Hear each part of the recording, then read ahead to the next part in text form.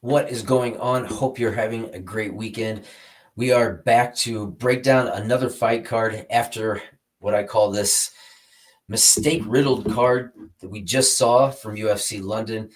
There were some good matches in there. There were some that I don't understand the judging. A lot of people were upset with the Carlos Ulberg decision. I thought he clearly won that fight, in my opinion. Neither guy really did a lot, so in the end, I think Carlos did hit him with the bigger shots. It didn't really get to the ground, so there was nothing to speak on there, and it was mostly just a stand-up match, nothing too great. The Sean Brady submission, that was a great way to end that one. I think Brady is right up there, and we'll see what he does for his next fight. But we are on to this card. There were some decisions in this last one, though, that I have to question. The Mick Parkin decision, I don't understand where they were coming from with that one. And the Nathan Fletcher one, both of those I did have bets on, so maybe I'm a little biased, but I still do not understand how you come up with those decisions. In each of those fights, I had the person that I bet on, Nathan Fletcher, in the first one, I had him winning 2-1, and I had Parkin winning 2-1 as well. So I don't know. I think the judging was a little bit off, but I don't know exactly what they're seeing when they're seeing the fights. But from my view, those are some pretty clear wins. We'll see how we go this week, but the message I guess that you get out of this is that, hey, not all things are meant for you. Just like I felt good about this whole weekend coming up with the fights, and it just didn't turn out our way, but we'll try and get some of this back. The reason I'm putting this out today and getting this out as early as I can, I have not done some of these graphics, but I just want to get right into it because some of these picks that I have in parlays already, they're getting a little bit out of control. I don't know what's going on, but I think that DraftKings might have messed up when they put some in. That's kind of what I was seeing. So grabbed a few of these a little bit early.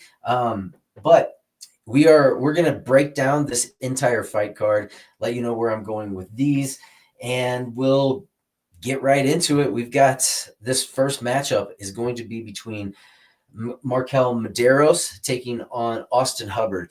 Both of these guys are pretty impressive fighters. Markel Medeiros is the younger of the two, less experienced in this realm. This is going to be a 155 match. Medeiros is 9-1. Hubbard is 16-8. He is coming off that loss to Alexander Hernandez. That was only 5 months ago. So we're going to see how he performed coming in. It's a little bit short notice, and Medeiros has had a little bit of a layoff there with a year layoff.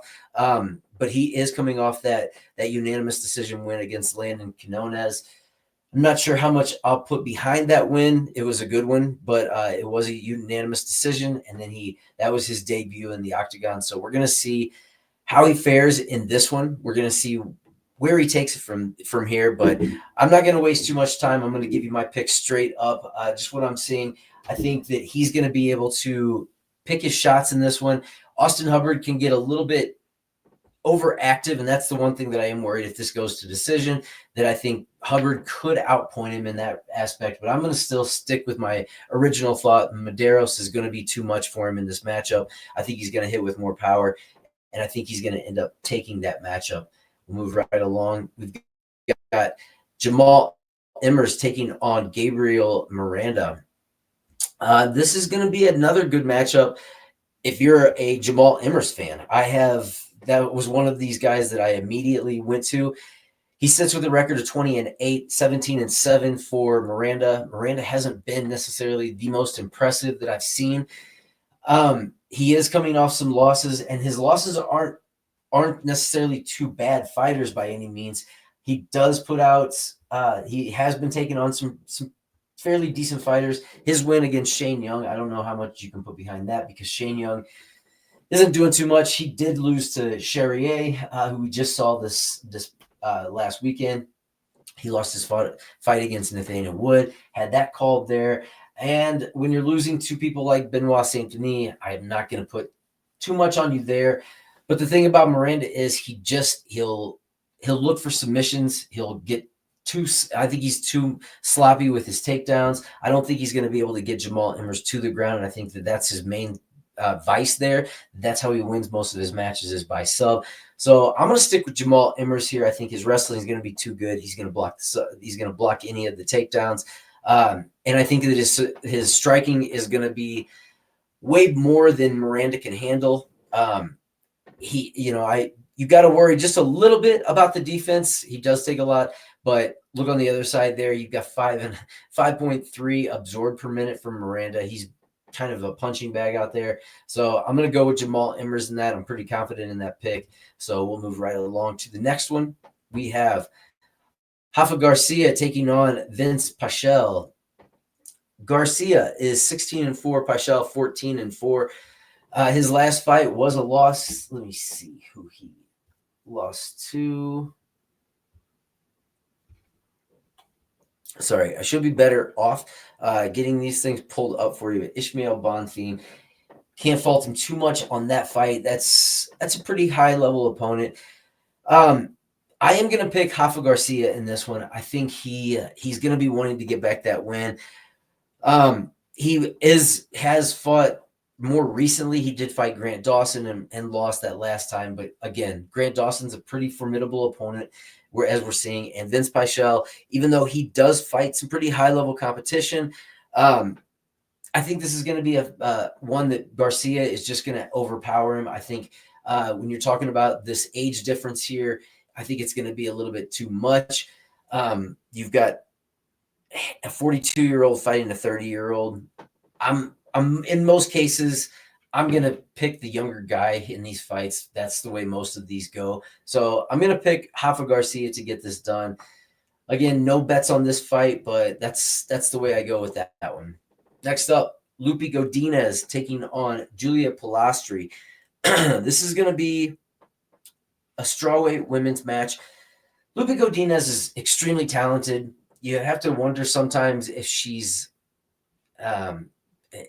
completely invested in what part of her game she wants to try and exploit the opponent in sometimes. And you never kind of know what she's going to do. She is going to be a little bit behind in that striking advantage here, I think, in my opinion. She does have decent defense, and that's the one thing. Pilastri can get hit, but her output is higher. And I think that as far as the grappling goes, I'm not necessarily sure you're going to be able to get her to the ground.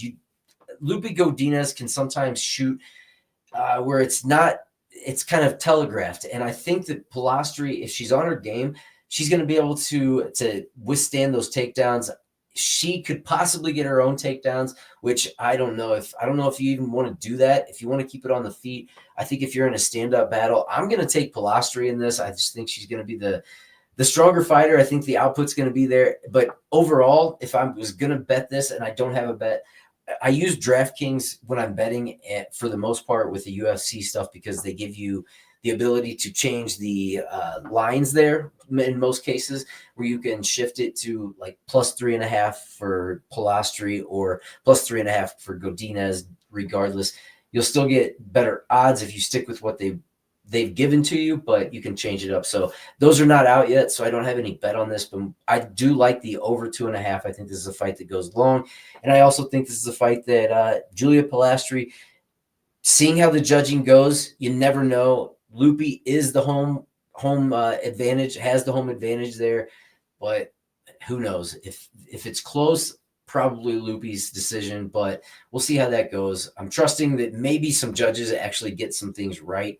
That's what I'm hoping at least, but you never know. Next up, don't run away from me. We have Christian Rodriguez taking on Melquizio Costa.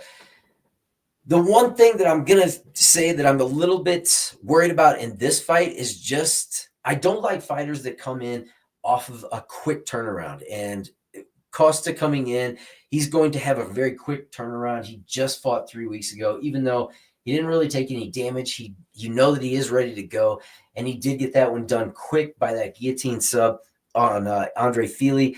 But you have Rodriguez, who has had a little bit more time. He had a decision win his last out against Bashi.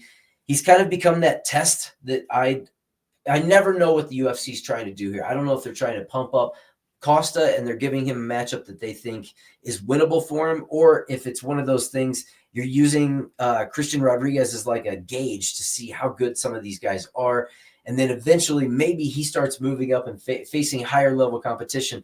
I'm not really sure where the UFC is going with this one, but I'm going to go with the fighter that I think he's going to have a higher output, and I think he's always going to be dangerous with those leg kicks. Not the leg kicks. Well, some of those leg kicks, yes, but just the high output of kicks that he's going to have. Those, they just come at you all the time, and I think it's going to be enough to keep Rodriguez away from him. I think he's going to end up shooting, and once you shoot, I think you could put yourself in jeopardy no matter who you are against Costa. I think he's got the experience level in this, maybe not UFC experience, but I think he does have an experience level in this that's going to come into play. I'm going to take Costa. I think he's a dog. I don't look for this to be if this finishes, I think it's going to be one of those matches that is a finish on Costa's side, and I think it's going to be a sub. I don't see one of these guys getting knocked out for some reason in this. Christian Rodriguez doesn't seem like a huge threat to knock people out, and I'm not sure on Costa. I haven't really seen him do a lot of that in the UFC, and that's, it's not his main method of victory. Moving on. Jose Daniel Medina taking on Ateba Gautier, I think is how you say that. This one's kind of interesting to me in some ways. Medina he's a very, very tough fighter. He's coming in 11-4, and Gautier is 1-0, and this is going to be his debut.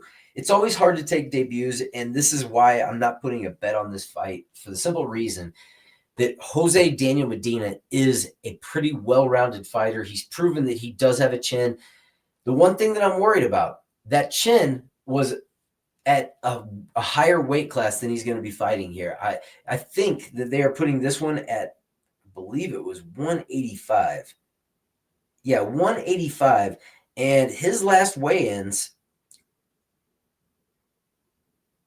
or well, I guess his latest weigh-ins, but he's definitely gone through a physical change, and it looks good. He looks good. He looks like he's strong and done it right, and maybe that's in part due to the little bit of a layoff he's had. He's had a 6-month layoff, and before that he had a year layoff, so he has been kind of changing over time here.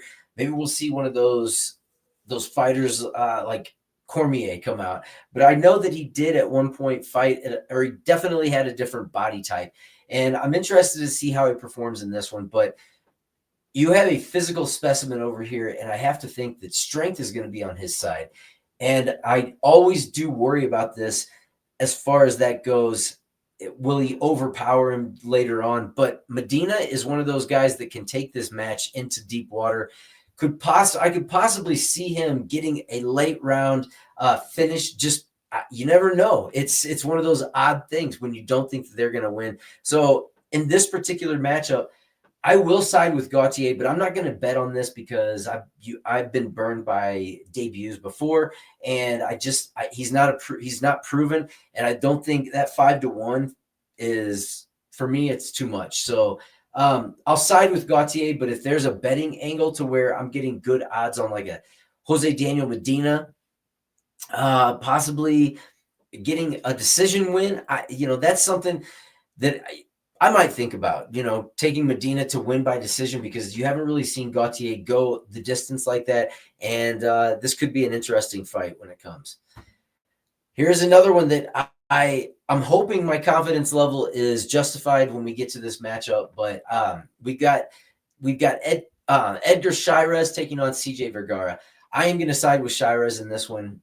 I like the dog in him a little bit more. Every time I think of Vergara, I think of him running away, and I know that's not the right thing to think of because he is a pretty well-rounded fighter, but I just keep thinking of moments like that, and I don't trust that this is going to be the fight that he's going to be able to get done. I'm by no means am I extremely confident in Chairez taking on some other opponents. But in this one, I just feel like this is one that he can get done. Now, Vergara, I will say this. His losses are not bad losses. Asu Amabayev, he's a high-level grappler. He's a high-level fighter. Not the greatest striker. And then you have Ramazan Temirov, who he also lost to by KO. That's one of those things. That was only 5 months ago, and anytime you're getting KO'd, you kind of wonder how you're going to come back. And when you're Edgar Shirez, you're taking people like Joshua Van, who I do think very highly of. If you're taking him to decision, I got to think that this is a winnable match against CJ Vergara for you. You've already had a test in Daniel Lacerda. Daniel Lacerda was a tough opponent. You ended up getting him out of there with submission. I think this is a matchup that could go the same way, but I'm not necessarily sure that taking it to the ground is going to be the best method. You've got a reach advantage there. You've got a little bit of a height advantage. I say use that to your advantage. I'm going to go with the dog and Edgar Shirez here. I'll explain how I'm kind of putting this in later, but I do have a bet in on Edgar Shirez that I'll let you know as soon as I finish up these. All right, we have next up Ronaldo Rodriguez taking on Kevin Borjas. This one's pretty interesting because on one side, I don't think that Kevin Borjas is as bad as his 2 outings that he's had so far in the UFC. I think that when you're fighting the people that he's taking on, which, hold on, this is a 125 match, by the way. Both these guys are very tough, and he did take on Joshua Van, and then he also lost to Alessandro Costa, which that one came down to those leg kicks. He battered him with those leg kicks, and it just got to be too much. Ended up getting him on the ground, and that was over. I don't think that you're going to be able to do that type of thing, or would be able to do that type of thing to Ronaldo. I think that he's a little bit tough on that tougher side. He, has the more experience. The one thing that I will say is I think Borjas has the better stand-up. I think he is there. I think he's quicker. But Rodriguez, I think, has the more well-rounded game. And I think if he tries to get this to the ground, that could be where he's going to end up taking it. But I'm not extremely confident in this pick just yet. I think as time goes along, I'm going to do more tapes on him and see if I can come to a better conclusion. But I think this is a matchup that I'm going to take Ronaldo Rodriguez to get done. I like the fact that he beat Dennis Bondar, even though Bondar, didn't prove to be much in the UFC. I think that's a decent win. There, you saw his grappling skills there, and I think O'Day Osborne winning unanimously there was impressive considering you got knocked down right at the beginning. The Borjas, his losses to Joshua Van, again, nothing to knock there, and Alessandro Costa, nothing to knock on that. But I don't know. Victor Diaz, I'm not going to put much stock in a contender match because to me, you don't fight like that when you get to the UFC. So I'm going to side with Ronaldo Rodriguez here. There is a possibility that I will have a bet in on this later. I'm just going to kind of see where the odds go. If it starts leaning heavily towards Ronaldo Rodriguez, I probably won't go on it just because I'm not that confident in it. I'm trying to stick with the things that I feel pretty confident in for this one.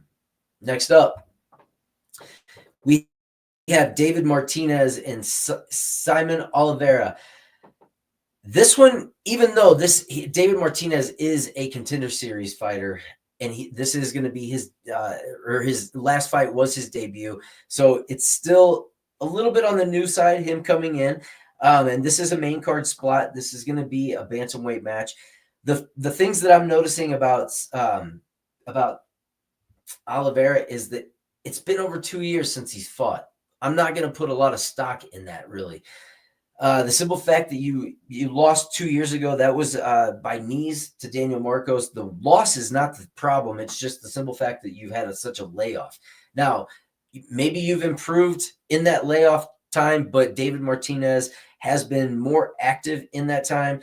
We're talking about close to 3 fights in that time. Now, they weren't all in the UFC, but this is going to be the debut of David Martinez. I read that wrong. My apologies. So this is the debut of David Martinez, which that does scare me. And I don't have any bets in on this fight just yet. Now, the odds, I will say, when you've got David Martinez almost at a 4-1, if you're going to put a bet in on him, I would probably get it in very quickly, because if it goes up any further, I don't know if I would feel comfortable doing that, just because I'm trying to avoid stuff like that at all costs now. But I will say it's not a bad confidence level considering what you're looking at here. I think Oliveira, even if he does come in, he just hit most of the time. It's for him to win, it's getting it to the ground to submit you.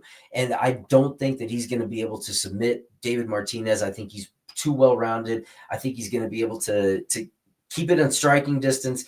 And I think at that point, you get Oliveira, who sometimes gets a little wild with his striking. So I don't think this is going to go his way. David Martinez is going to be the pick. But again, I'm not going to touch that one right now, especially where the odds are. We'll see if they change at all, but not touching that one. Next up, Raul Rosas Jr. taking on Vince Morales. I'm taking Rosas Jr., but I think this is a fight you got to be a little bit careful in for the simple fact that if Rosas Jr. can't get it to the ground, then you're going to have to worry about the striking, because I think Vince Morales is actually the better striker. But Rosas is one of those people that he will work for the takedowns. He'll continually try and get it there. And I think with the high volume, if he continues his game plan and just continues to go for the takedowns, the striking is going to start improving. I just don't know if it's Vince Morales is a good striker, and you always have to worry about that one. And he does have pretty decent takedown defense. So we'll see how this one plays out.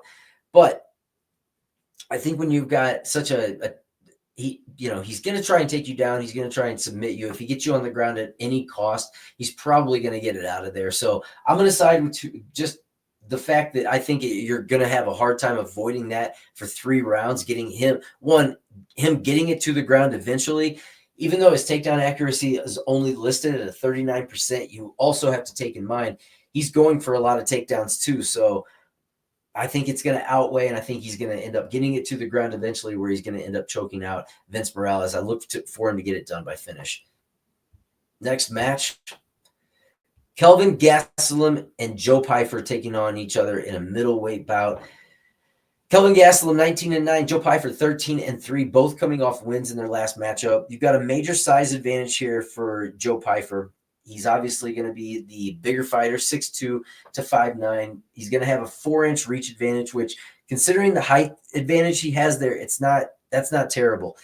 Both guys, like I said, are coming off wins. Kelvin Gastelum is coming off that win to Daniel Rodriguez. That was 8 months ago. And then Pyfer is coming off the knockout to Barrio, that was 8 months ago as well. So both these guys are right on track. They've been doing the same types of activities.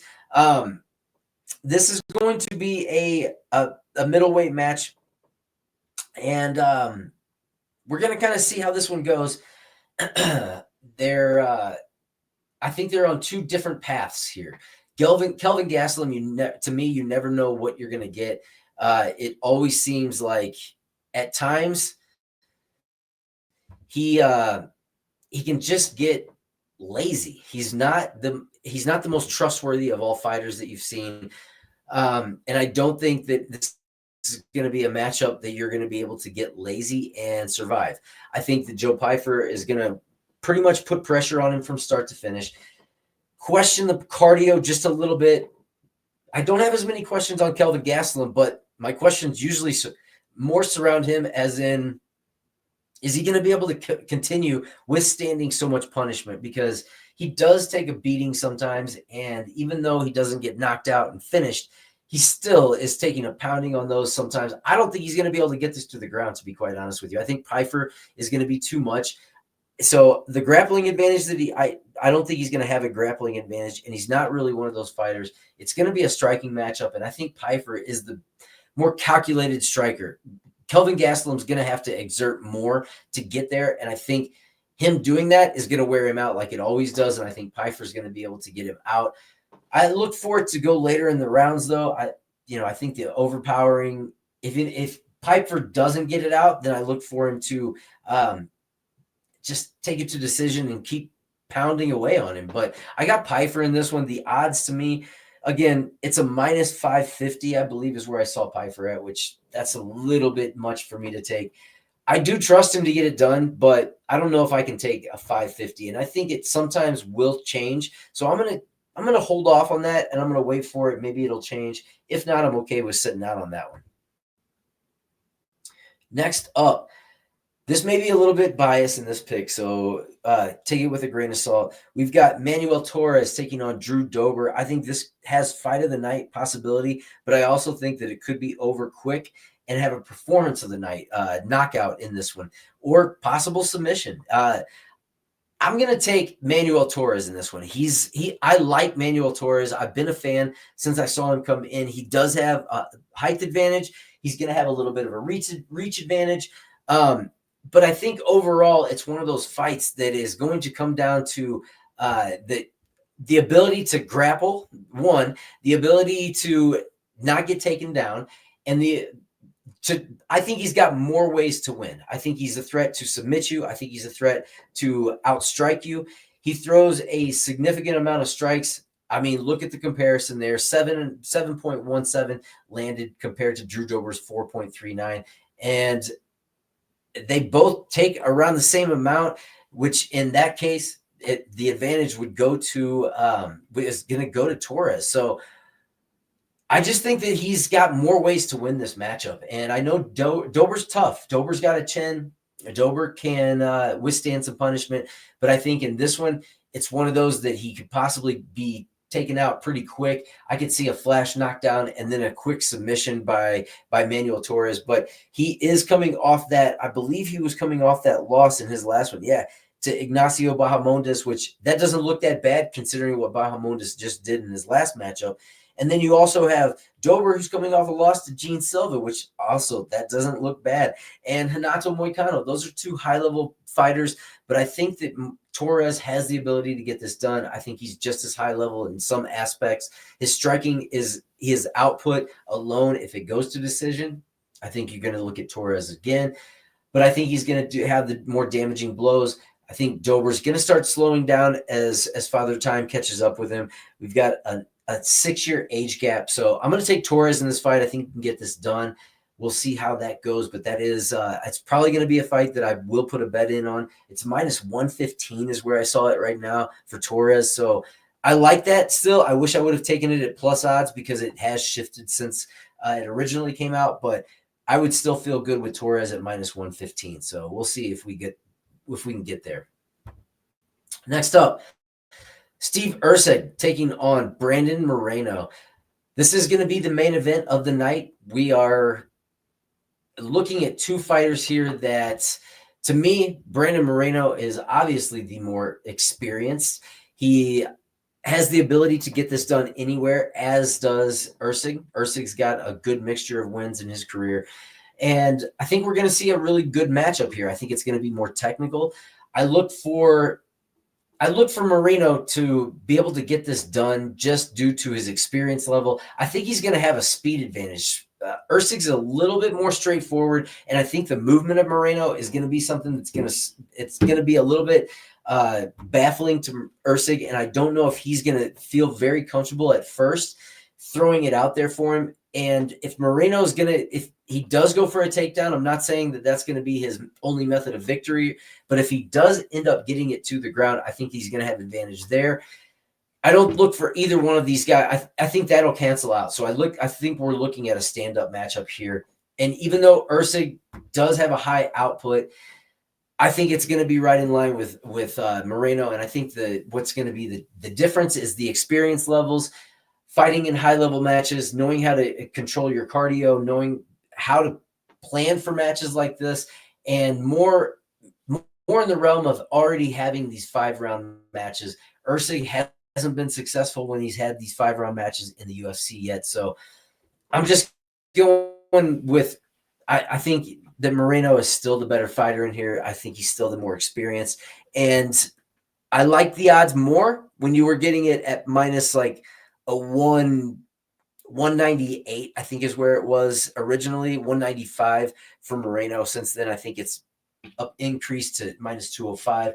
I'm not opposed to that if you're putting it in a parlay. I think Moreno gets this done. We'll see if I'm right or wrong, but I think that last matchup that he had against Amir Albazi proved to me that he's still got just as much juice in the tanks. And I think he's hungry to get back in there and get another win, possibly get that belt back. I don't look for him to be able to retake the throne, honestly, but I think he's still a high level fighter. And Erceg's going to be dangerous the more experience he gets, but I think he needs a few more of these type matches to get in there. So I'm taking Moreno in this one. I like him. I've always liked Moreno. So that is my entire breakdown, this whole card. I'm sorry about the graphics, but I did tell you that I do have a couple bets here that I was going to go ahead and give out. Let me show this first one. This is a two-leg parlay that I put in. I had this already set up on DraftKings, and I went ahead and pulled the trigger on this one early because, like I said, I think the odds are not that bad considering what's going on. Shira's taking on CJ Vergara. I just think he's the bigger dog in this fight. This is probably the one that you may sweat a little bit. Who knows? I'll see, but I think Shira is going to have the higher output. I think he's going to end up connecting a little bit more damaging blows, and I think he's always live for that submission if it goes to the ground.